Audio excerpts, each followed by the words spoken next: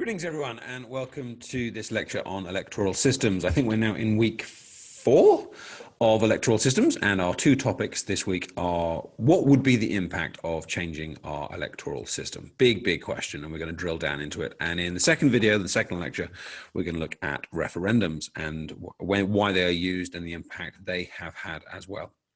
Now, in this lecture, we're going to be doing a little bit of crystal ball gazing. Like, the truth is, if we change the electoral system, we can't be sure exactly what would happen and what would change. So we're taking a best guess. So anything that is kind of stated in this video is a prediction, and you could disagree with it, and it may not happen. And that's perhaps one of the enjoyable things about this, is that in an essay, you could debate to what extent these things would happen and would occur. So there's my kind of disclaimer right at the beginning of this video, that everything I'm going to kind of say would happen if we changed our electoral system might not. And if you feel that something feels unrealistic or want to challenge that in an essay or a debate, or even stick a comment in, then go for it. So in this video, I'm going to be looking at what would the impact of changing the electoral system be on Parliament as an institution, on our party system. Remember, we talked about whether we're a one-party, two-party, multi-party system, and so on the government. And note that I'm drawing a distinction between government and Parliament here. Obviously, we have a fusion of powers, but they are two separate yet joined institutions. And what would the impact be on you and me as citizens and potential voters in the UK? And we're going to be looking at how some different systems, electoral systems, would actually give different political results as well. So that's our goal in this video. So let's start off by just kind of showing you what the impact would potentially be on general elections if we used something like AV or SV or a party list system. And the Electoral Reform Organization has put together a brilliant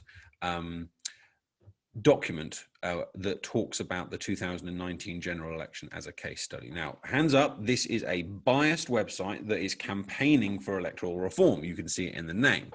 But it does show you kind of mathematically what the results would be. And if this is a topic that you're really interested in, and I hope it is, then it's worth kind of skim reading the whole thing to kind of see what it's talking about. But in particular, once you kind of get down to these sections here, is talking about kind of proportionality, ignored votes. They use the term ignored votes rather than wasted votes on this site. And then it kind of goes through the alternatives. So what I'm going to do is I'm going to kind of come down here to table 20, where it shows us what they think the different systems would produce. Now, of course, it's impossible to say for certain what a different system would produce, because we haven't used those systems, and so we don't know to what extent tactical voting would change the way people vote, or the removal of tactical voting. We don't know what people's second choices would be. So all of these are best guesses. But if you're interested in how they kind of came up with these figures, then you can see here about their methodology and so on. Now, the magic number in British politics, as you should know, is 326. Why? Because 650 is the total number of seats in the House of Commons. 325 is half of that number, and therefore 326 is half of that number plus 1. And if you have a majority in the House of Commons, which is 325 plus 1, then you effectively are able to rule and get anything through Parliament because of parliamentary sovereignty. So 326 is the number we're looking for, and depending on how far you are away from that number, tells you whether you've got a majority government or a minority government or a potential coalition and so on. Now, here is first past the post 2019. So this is what really happened. The Conservatives under Boris Johnson are on 365, well above that 326 number. He has a comfortable kind of, about 40 odd majority, which means he'd have to have a rebellion of over 40 MPs to fail to get something through, which could happen and can happen. But it's comfortable-ish. Labour is down here on 203, the Lib Dems are on 11, and so on down. You can see them getting less and less here. So here are the effects of the three different systems. And what we can see, the first conclusion we can make is changing the system would change the result.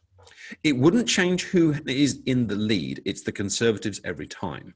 But it changes whether, in fact, they have a overall majority. And in fact, in none of the other systems, list PRs, that's the party list system, AMS, which is the additional members system, the hybrid system, and STV, which is that combination of proportional system that they use in Northern Ireland.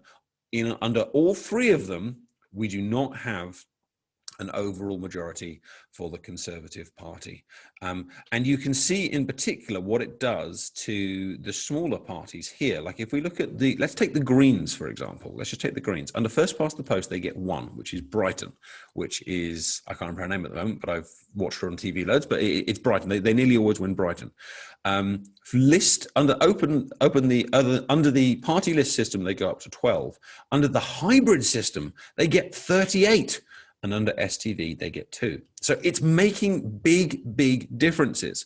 Same if we look at the Brexit Party, we can see here that the Brexit Party shoots up under proportional representation, again shoots up under AMS, although not as high as the Greens. The reason for that being is that probably that the Greens have quite a lot of support, a small amount of support across the whole country, whereas Brexit probably tends to go up and down quite savagely, depending on whether it's kind of a Brexit area or a Remain area. And again, it kind of evens out here under STV. And you can, if you want to, drill into this, pause the video or go to this website. But the important point here is that under nearly every other system, you're looking at a coalition government. Maybe under STV with this 312, you could argue there's a minority government, which is what Theresa May tried to put together. But you are still looking at a system where, because the Conservatives do not have 50% of the vote, they do not have over 50% of the seats, which is going to have a big impact on British politics. So there's your kind of first conclusion. So then what does that actually mean for Parliament and the party system? So as you know, Labour and Conservatives are the two most dominant in our system, but there are plenty of other parties that come and go from time to time. I've got the BNP and the Pirate Party here, but equally Brexit Party and others. There was the Change UK from a few years ago. So the impact of changing our system on Parliament would first of all be the rise of smaller parties. You saw it there on that graph. Some systems had it more than others, but in all cases, you're seeing the fact that smaller parties are able to get more involved in politics and their voice is able to be heard. The implication then is possibly that you would have the creation of new parties. We have had over the last 20 to 30 years or 40 years, various parties that have appeared and then kind of fallen away. So Change UK is one, the SDP in the 1980s is one, the UKIP is one to an extent. But we could certainly envisage a future where if the electoral system allowed it, a group of people might get together and say, let's break away from Labour. Let's form something that is just looking at euthanasia or just looking at Black Lives Matter or something like that. But we can see a future here that allows for the creation of new parties with all of the strengths and weaknesses that might come with. It would give better representation for different views. So, for example, in Scotland, you have AMS, and you've seen a huge rise of the SNP in Scotland. You've also seen it under first past the post, to be fair. But you could make an argument that the improved representation in under AMS has allowed parties like the SNP to rise and therefore to become popular under other system as well.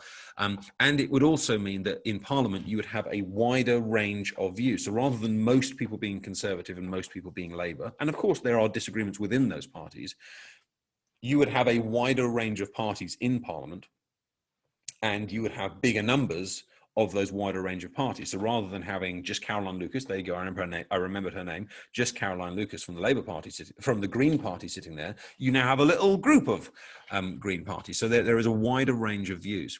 This, of course, would also mean more party leaders. If you've got more parties, you've got more party leaders, that's more potential prime ministers, that's more potential kind of political figures. Of course, that could be a bad thing because you might get more figures that you're like, oh my God, I can't stand this person. But it might also mean that there's kind of a wider range of role models. You might more be able to like, well, I don't like this politician, but you know what? I really like this leader, which kind of gives more opportunities to kind of get involved. But with this better representation and the creation of parties, now I've put this in kind of two different ways because it's a very emotive idea. You would get more extreme parties, putting it in a negative way, or you would get a greater range of beliefs, putting it in a positive way. Now, this is one of those things. I was chatting about this with a student in class yesterday. And of course, when you disagree with a party, it's an extreme view. And when you agree with a party, it's a wonderful, greater range of beliefs. So it really is arguable kind of both ways. But changing the system would lead to the possibility of having groups that are further on the right, further on the left, further into globalization, further into nationalism, whichever kind of graph of ideology you want to use, you're going to get groups that are further to the extremes. Of course, they may not ever become part of a coalition, but think about it. If the Conservative Party isn't able to form a majority government on its own, let's use STV as an example, it's on 311 or 12, it needs to get to 326. It's going to have to look at Parliament and go, right, we need 20 to 30 extra votes, extra seats in Parliament. Who are we going to make a deal with? Which is going to put some of these smaller parties into government, not as prime minister, but as part of coalitions or what's called a supply and demand agreement. So these parties that come in, the point I'm making here is that they wouldn't necessarily just be sitting at the back of Parliament throwing out shade every so often. Many of these parties could find themselves as small members of coalitions. And this, of course, could even help big parties. So far I've kind of said, well, it helps small parties. Bizarrely, it could actually help big parties as well in areas where they are unpopular. And I'm going to give an example here. The Conservative Party in Scotland. If you look at the Scottish Parliament, the Scottish Parliament results in 2019, which just happened like 10 days ago, the SNP wins outright in almost every area, i.e. they get the plurality in almost every area. But because AMS then tries to balance out that by using a proportional party system, the Conservatives actually end up with a lot more seats. So even though the Conservatives across the UK is the biggest party, there are areas of the country where the Conservatives are very unpopular, and the same goes for every other party. And so what AMS can do is it can help to boost big parties in their unpopular areas. So you can see here that you would get Scottish representation for Conservative voters, as well as representation for the SNP and so on. So that's quite a big change, potential change, crystal ball gazing, on Parliament and on the party system. But what about the government itself, the day-to-day running of the country? We've kind of talked a little bit about how it's going to affect the makeup of Parliament and which party is going to be there. But how is it going to affect Boris Johnson or any other future prime minister and someone seeking to make a cabinet? Well, as I've already stated, it's highly unlikely any party would win an overall majority. Of course, we're crystal ball gazing here. It's entirely possible that a politician and a party would come along that the whole country kind of goes, oh my God, I love this. And we vote for them and they get a majority. But if you look back at every general election result, I think ever, but check that one, certainly within my lifetime, there's never been a case where any party gets over 50% of the vote, ever. Even at Thatcher's most popular and Blair's most popular, they never get over 50% of the vote. They get well over 50% of the seats, but that's because of the electoral system. So it is highly unlikely any party would win an overall majority. Counter argument, though, the SNP did do it back in 2010, I think, and the SNP are very close to doing it in 2019. I think they're like one seat off an overall majority. So it is possible, but crystal ball gazing, it's highly unlikely. And so most of the time we're going to be looking at, as I said, kind of coalitions, and minority government would become the norm. Now, let's just talk about coalitions and minority governments. Now, are they a good thing? Are they a bad thing? It's a big debate, and you guys will have your own opinions on them. And so let's make the case for coalitions. Coalitions are good because they stop just one party having complete control of the country. It means that you have to have compromise. It means that parties have to work together. It means that they have to kind of think about what other groups are thinking before they kind of do things. And it generally leads to kind of a more of a balanced, moderate, tolerant kind of government where the Conservatives or Labour can't just go, well, we've got all the power, off we go. And it would effectively mean the breakdown of the whipping system as well, because whilst the Conservatives can use the whipping system to whip the Conservatives, they can't necessarily whip the other parties as well. So it leads to compromise and more thoughtfulness and kind of what we might call a kind of a consensus style politics. Let's go on the negative side. What's bad about coalitions and minority government? Well, it means they're going to be bickering all the time. They're going to be disagreeing all the time. There's going to be an instability there. What if they fall out? Does that mean you'd have to have, would a coalition government kind of change midway through a parliament? So the Conservatives are working with the Lib Dems, they fall out, and now the Conservatives are going to be working with the SNP or another kind of party? Are you going to have a kind of a fragmenting system? Are you going to have perhaps a parliamentary stalemate? Are you going to have a system where in fact some people voted Conservative, some people voted Lib Dem, and they're working together, but no one voted Conservative and Lib Dem? So do you end up with a kind of a weird system that you get kind of what no one voted for? Or on the other hand, do you get a system where actually we didn't vote for this coalition, but more people's views are represented within this group? It's a complex idea that there's no clear answer to, but it would change the way that British governments run, because by and large, we have had strong, stable governments. There are exceptions, 2010, 2017, but by and large, we have had strong majority governments. This would lead to less powerful governments that have to compromise on most issues, depending on which parties they go into coalition with. It also means that manifestos would not be able to be implemented in full. So a manifesto, as you probably know, is a piece of paper or a document where parties will write down, hello, I am the Conservative Party and this is what I want to do. And then you can read it and you can decide if you want to vote for it. And of course, the Lib Dems, let's use them as an example from 2010, would do the same thing. They have their manifesto and they want to do all these. Now, if the Conservatives win, ideally, they want to do everything that's in their manifesto. In reality, it never happens like that, but that's their goal. The Lib Dems would want to do this one.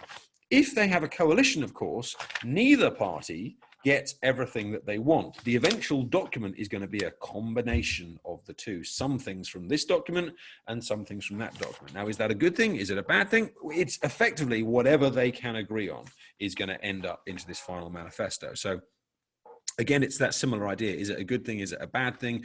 It's a thing. But it does mean that there's kind of like an unknown element to a coalition about what exactly they would do.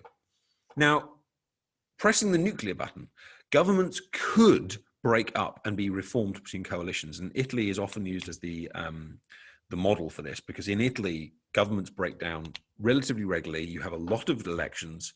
The government is fairly unstable because their parties are very fluid. They disagree, they break up, they reform, they break up, they reform. Sometimes this means you have to have an extra election. Sometimes it just means that they reform kind of behind the scenes.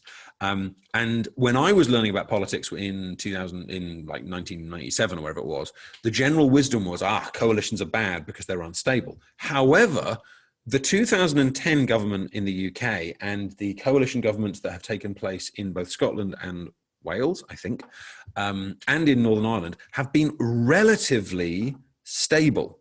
Nick Clegg and David Cameron lasted the full 5 years. The Scottish ones have lasted there. It's been more unstable in Northern Ireland, but it wouldn't be true to say coalitions always break up and they're unstable.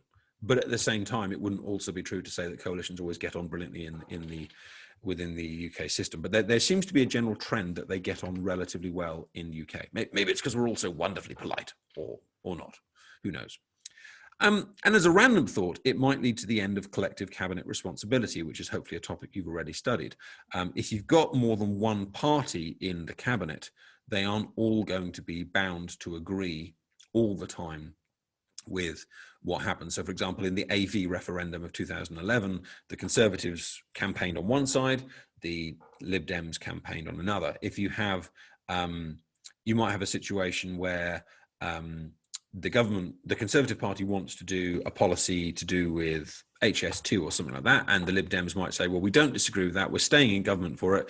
You could even get a situation where the Lib Dems might say, we will vote for this, but we will openly say that we disagree with it, because that might be the deal on the coalition government. But it would certainly mean that you'd get a kind of a less unified government as a whole. So these are big changes. So again, changing the electoral system is not something that we should just kind of go, oh yeah, let's just change it. It'll just adjust the numbers a little bit. We're talking about a big change to the United Kingdom if we were to adjust our electoral system. So what would it mean for you and me? Now, of course, changing the government and changing the parliament does affect you and me because it changes the country. So the two slides we've seen already are going to impact you hugely because you're going to have a country that's ruled in a different way.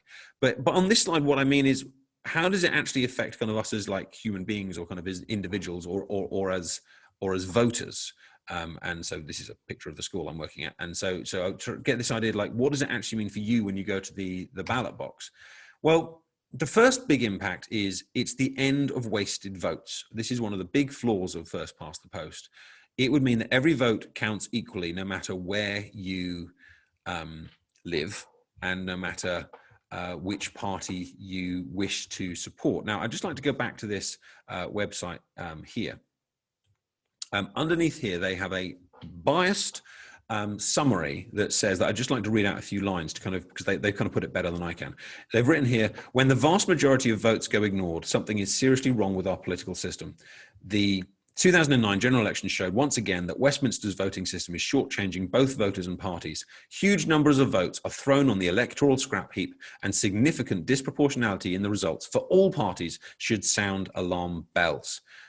This one party takes all approach is skewing the electoral map and leaving voters locked out of their one chance to say in running a country. Let me just skip down this way. The contrast with Ireland's recent election, because Ireland uses STV, as one voter there summed it up to us, in Ireland, your vote matters no matter where you live, but first past the post makes you feel your vote's impact depends on your postcode. And I think that is, whether you support first past the post or not, and there are definitely clear arguments for first past the post, I covered that last week or the week before last, but your vote's impact does depend on your postcode. And I think that's a really nice kind of expansion as to this point here, why it would lead to the end of wasted votes for you as an individual, which means that effectively you have more choice, because right under a new system, rather than thinking who can win, you can actually vote for who you believe in, which gives more choice. This may well lead to better turnout, because right now, if you are a Conservative supporter living in a Labour area, or a Labour area living in a Conservative area, or let's go perhaps even more common one, if you're like a Green supporter or a UKIP supporter or a Lib Dem supporter in a place where they cannot win, don't vote. It's quite a logical conclusion. Why would you bother voting in a system where your vote will not matter? So if there was more choice, if it was more proportional, you would probably get better turnout from what we have now, which is about the mid-60s. Who knows where it would go, which could then lead to better legitimacy of that government, knowing that they had a bigger support. I mean, right now, Boris Johnson got whatever it was, 42, 43% of the vote, and he has all of the power. That is fair, that is legitimate under our current system, but it is debatable that it is not actually a legitimate representation of the views of the country. A different system would probably lead to more women and minorities in politics, and by minorities I don't just mean ethnic minorities, I mean kind of like people of different varied genders and varied kind of sexualities and different kind of opinions and things like that. Again, it depends on the system, but under a system like STV, for example, it means that you get multiple candidates per political party. And so people can vote for, like, say you want to vote Labour, you can kind of say, well, I'd actually like to vote for an Asian member of parliament in Labour. I'd like to vote for or whatever it might be. It also means that because safe seats disappear in the same way, that those politicians, and they do tend to be old, male and stale, or pale, male and stale, whatever it is, those kind of safe seats kind of disappear a bit, and so you would get a more of a kind of a fluid turnover of politicians. It does depend on the system, and this might be one of those ones where you want to kind of say, I'm not sure it would bring that, but there's a likelihood that it would. Linked to this, it brings an end of tactical voting. You can actually kind of support your favorite party, whoever they might be. But it does mean perhaps, depending on the system, that you would lose your personal link to an MP, to your local MP. Like right now, in theory, you can say, my local MP is Bob. I can go and see Bob wherever I want. Now, how many people do go and see Bob? That's a big question. And if you don't know who your local MP is, then that probably shows that that's not very important to you. But in theory, your MP is always representing your area in Parliament. And changing the system might lose that direct connection between your area and that MP. It does depend on the system. You've learned about 4 different systems now. You know that some of them still have a form of link. In fact, some of them put multiple MPs into a constituency, but of course it's larger. But that would be an impact. And for many of them, especially last week's ones, they're harder to understand. There would be a situation where you would go and vote, and for many, many people, they would vote and not really understand how that vote had then been counted and how we kind of got the result. Many of course people would. You're very intelligent. You're taking A-level politics. You've gone through the systems, but you saw last week with STV and AMS, there would be an element to which would be like, okay, the Conservatives got an extra MP there from somewhere. I'm not quite sure on the maths, but it is fair. It is legitimate. It is a fair system, but it's not necessarily one that everyone would be able to understand, which might impact how legitimate it is seen as. Not how legitimate it is, but how legitimacy is often something which is an opinion anyway, so it may impact the legitimacy of it. Which brings us to our final thought for this video, which is, well, so now we know the impacts, and going through those last 3 slides in detail as we did, we can see that the impact would be huge. It's not just a case of rebalancing the seats. It's going to be a big impact on Parliament, on the parties that are in Parliament, on the government, on the type of governments we get, what that government is able to do. It's going to have an impact on you, on who you might vote for, and how your votes are counted and so on. So this is a huge change. So should it be replaced? And if so, what with? Because you can't just say, yes, I want to replace it. You have to then kind of put something else in its place. So what of party list, AV, SV, AMS, STV, which would be the best for the United Kingdom and why? I hope you found that interesting. I hope you have given you plenty of food for thought. Of course, we will be debating this in lessons. And if you want to get involved in that debate online, then do so. In the next video, we'll be looking at referendums, why hold them, and looking at some famous examples and what they do. Thanks for watching. Like the video, subscribe to the channel, and I'll see you soon. Bye.